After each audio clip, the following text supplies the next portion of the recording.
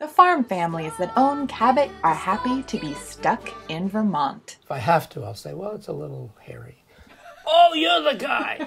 All right! Welcome to Stuck in Vermont, brought to you by 7 Days. My name is Ava Solberger. We are here in Brookfield, Vermont, to talk to cartoonist Edward Koren. Hello. Just think, somewhere, someone down there is doing something inappropriate.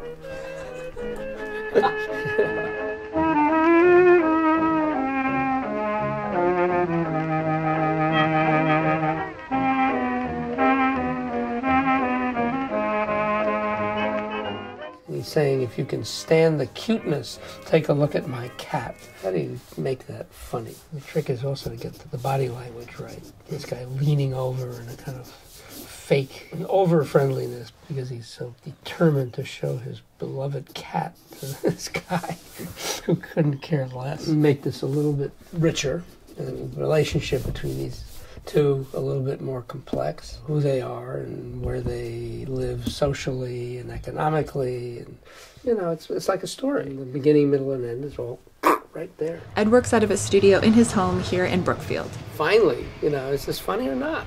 An astute satirist, a fixture in the New Yorker magazine for over 50 years, and a volunteer firefighter. I mean, that's what I am. I'm an amateur sociologist, anthropologist, social scientist, and I just take it all in. I'm from the observation deck, where I perch mostly. And sometimes it's very hard for people to have dinner with me because I'm spending so much time observing what's going on around me. You know, people say, Ed, yeah. Dick Orwell wrote about Dickens that he was a man with a touch of anger in his laughter, a man who is generously angry. No matter how cynical I get, I can never keep up.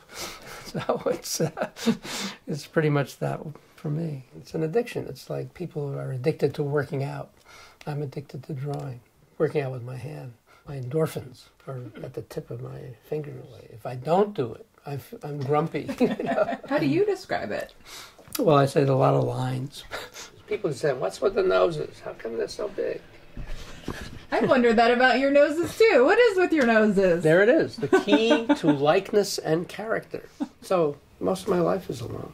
Here in my studio or in the house. It's a luxury to be sociable.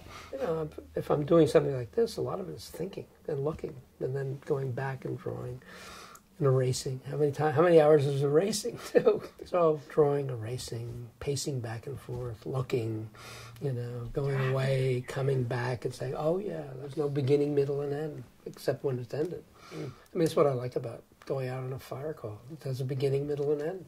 It's 50 years of, it was 50 years last year, so it's now 51 years that I've been contributing. I hope never to stop.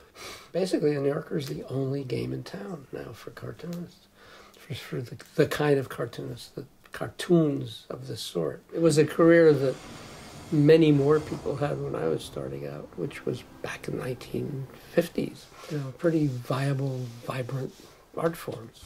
That's all dwindled into the digital world. Somehow they and I have worked out a modus vivendi that they often think that what makes me laugh is okay.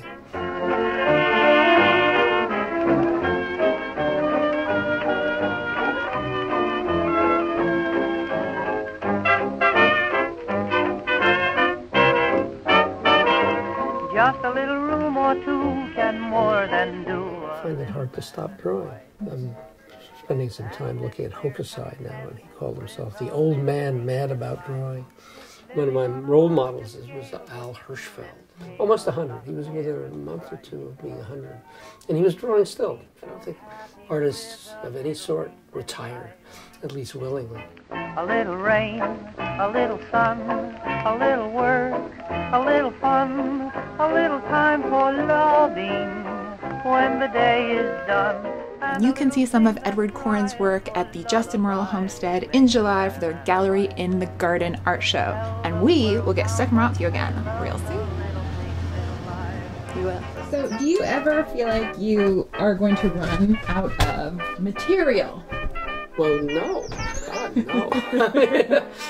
The only way I'll run out of materials if society comes to a grinding halt or is destroyed. I think the apocalypse would give you lots of great material. It would, if I could survive it. So that would be great. The zombies are hilarious. You take 1,200 farm family owners plus every major award for taste. What do you get? Cabot cheddar from Vermont, voted best cheddar on the planet, time and time again.